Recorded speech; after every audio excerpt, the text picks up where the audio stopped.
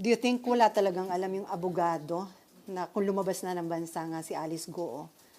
Or pinagtatakpan lang siya? Mataas ang tiwala ko sa mga abogado, kaya itatanong namin sa kanila ano ba talaga ang totoong alam nila. Sabi naman ng isang abogado, nakita niya si Guo Huaping sa kanyang sasakyan. Again, tatanungin na lang siguro namin dun sa abogadong iyon, paano niya mapapatunayan na yun talaga si Guo Huaping. Kung may mga executive agencies na nagpabaya o worse, kung kasabwat dito sa pagpapatakas o pagtakas kay Mayor Alice Guo o Guo Huaping, dapat lang may managot. The Deputy Minority Leader, Risa Hontiveros. Hi ma'am, magandang umaga. Magandang umaga po, or tanghali. Tama, umaga, magandang tanghali. Miss Sally at mga kasama sa Senate Media. Ma'am, do you have any opening statement o Q&A na agad tayo? Pwedeng Q&A na po agad. Ma'am, una muna dito sa nangyari na paglabas ng bansa ni Alice Guo, immediately ang Malacanang iniutos na ni Executive Secretary yung pagkansela ng pasaporte nitong si Alice Guo. So, any comment on that? Kasi ang inutusan ho DFA at the Department of Justice to cancel the passport of Alice Guo. Wini-welcome ko po talaga yung pag-uutos ng ES on behalf sa Presidente, sa DFA, na kanselahin na nga ang pasaporte ni Guo Huaping o Mayor Alice Guo. At sana masunod yung utos na iyan sa lalong madaling panahon. Hindi naman po nagpapahuli ang DFA, and I have information from them that in fact, yung Philippine passports ni na Guo Huaping o Alice Leal Guo kasama na nina Sheila Leal Guo, Wesley Leal Guo at Catherine Cassandra Leong ay in fact nireport na nila sa Philippine Center for Transnational Crime, Interpol, para sa appropriate action nila. So itinaas na rin po hanggang sa level ng Interpol. At the same time, ang DFA ay kaagad sumulat sa BI at saka sa NBI noong pang June 26 nitong taon at muli noong July 9 nakaraang buwan para i-establish na minisdeclare ni Mayor Alice Guo ang kanyang identity at citizenship sa kanyang passport applications at kasunod din po ng mga pagdinig ng aming komite at ni-request na i-cross-match yung biometric records ni Mayor Alice Guo na nahahanap sa database ng DFA vis-a-vis yung records nung kanilang mga database ng BI, database ng NBI, upang magamit ito ng DFA bilang ebidensya para i-establish yung fraudulent identity. And last but not the least, kaugnay niyang very welcome na utos ng Office of the ES sa DFA, ang DFA OCA, yung isang opisina nila, Office of Consular Affairs, ay gumawa ng isang precautionary measure na isama sina Mayor Alice Guo at kanyang pamilya sa passports watchlist database. Anong epekto ng pagsama ng kanilang mga passports sa database na ito? Ito'y upang mapigilan yung pag-issue ng bagong passport kay Mayor Alice Guo o Guo Huaping at sa kanyang mga family members. So muli, wini-welcome ko talaga yung aksyon ng Office of the ES at wini-welcome din at ina-appreciate itong mga dati na at kasalukuyang aksyon ng DFA. So ma'am, may hirapan na si Alice Guo at ang kanyang pamilya doon sa kanilang paglipat-lipat. Considering na itinaas na nga sa Interpol, tapos inilagay na yung sa passport database ng DFA. So ano yung implication pa noon, ma'am? At least ang implication yan ay hindi lang mahihirapan, kundi totally mapipigilan na magamit pa yung Philippine passports nila. Pati ni Guo Huaping, lalo na't hindi naman siya Filipino citizen at walang K, humawak at gumamit ng Philippine passport, hindi na nila magagamit ito upang maglabas-masok.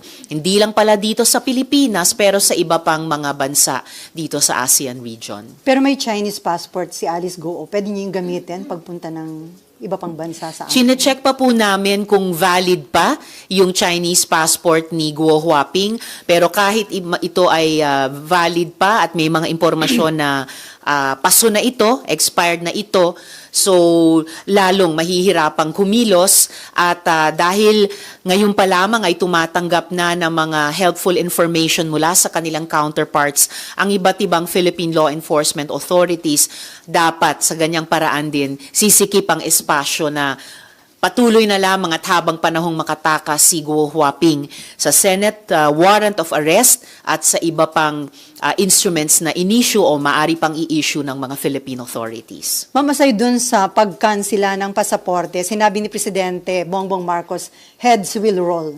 Any comment on that, ma'am?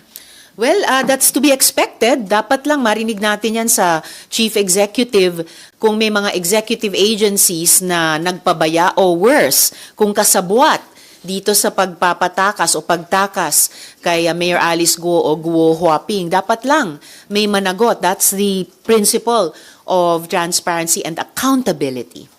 So ma'am, yung ipapatawag niyong hearing, makatutulong yung para ma-identify sino yung mga government officials or personnel na dapat na masibak sa trabaho. Yes, yan po ang pinaka iimbestigahan at aalamin ng committee hearing na bunga ng pag-raise ko ng question of privilege at yung manifestation kong iyon ay ni-refer sa Senate Committee on Justice and Human Rights.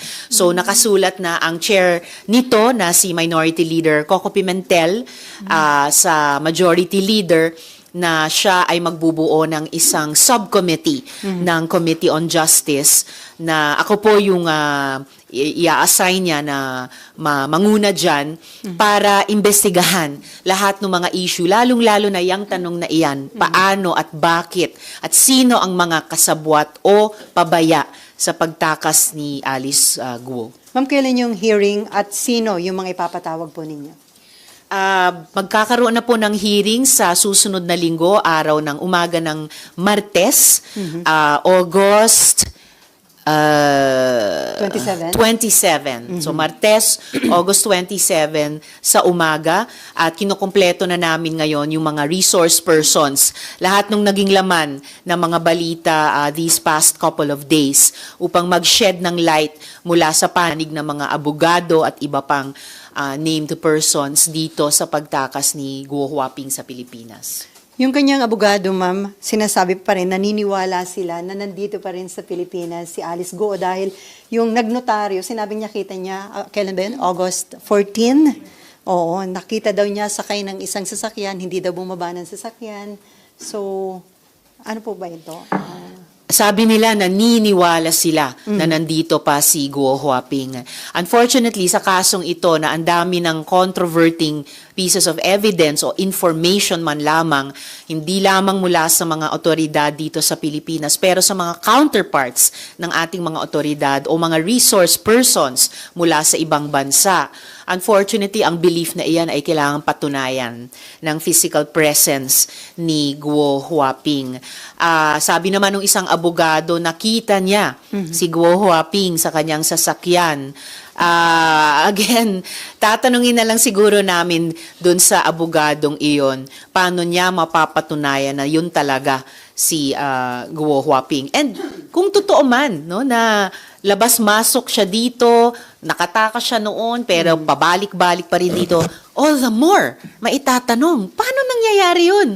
Isang tao na wanted ng Senate on the strength of our warrant of arrest, makakaalis lamang at makakabalik kung kailan niya gusto. Hindi yan acceptable dito sa atin at mukhang naging concern na rin ng mga authorities at ibang concerned parties sa ibang mga bansa sa ating rehiyon. Ma'am, do you think wala talagang alam yung abogado na kung lumabas na ng bansa nga si Alice Guo?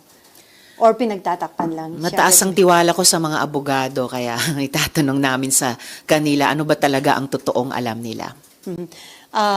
Before Macon, ma'am, ang Pangulo, dahil di ba parang nagdulot daw ito ng kahihiyan internationally na ang isang wanted na tao ay nakalabas ng Pilipinas. So dapat talaga na may ipakita lang yung Malacanang na aksyon na gagawin, yung may dapat panagutin talaga ang Malacanang dito. Meron talagang, I think, hinihintay na aksyon mula sa Malacanang para managot o papanagutin yung mga kasabwat at o nagpabaya dito. Dahil reputasyon ng Pilipinas ang nakataya dito. Ang dami na pong nailabas na issue kaugnay ng POGO at krimen nito ng Senate Committee on Women sa 4 na taong investigasyon namin mula POGO-related prostitution hanggang illegal recruitment and detention, yung mahabang panahon ng pagbunyag tungkol sa pastilla scam sa ating Bureau of Immigration. At ngayon, itong human trafficking, cyber scamming, money laundering, unsettled issue ng espionage, pagkasangkapan ng ating mismong citizenship at mga identification documents. Ano pa bang hinihintay natin para sabihin, enough is enough? Sobra ng pinahihiya ang Pilipinas sa ating mga sarili bilang mamamayan at ngayon pati sa ibang mga bansa. I think kahit si Presidente ay hindi na niya pwedeng tiisin ang ganitong sitwasyon. Kasi dagdag kahiyan, ma'am, kung walang mananagot dito. At least sinabi na nila na heads will roll, so let's see. Dapat talaga, ang dapat managot ay managot. Okay, Macon, Amor, and then Marlon, and then Vec. Ma'am, aside from the Senate conducting an investigation to determine liability, so may efforts ba to help the concerned government agencies para ibalik siya rito sa Philippines? Actually po, at nabanggit ko rin ito sa question of privilege ko noong Lunes, ang attitude ko kasi ay ang aming mga investigasyon ay in aid of legislation at talagang policy-centered, policy-based. So, lalo na nung binan ni Presidente, totally ang mga POGO, pina-wind down sila hanggang December 31. Dapat magkakaroon ng just transition para sa mga Pilipinong empleyado o kaya't naghanap buhay sa mga POGO. Nagsimulang mamuo yung pakiramdam ko na, okay, our task is winding down here also. Nag-e-end ito as far as POGOs are concerned. And panahon na para ang law enforcement talaga ang mag-take ng reins dito. Ang problema, kung ang law enforcement pa ba ay kailangang investigahan? Kasi ang tanong ay, did they drop the ball? May mga kasabwat nga ba dito? So, teka, I lost my train. Yung kung may babalik pa.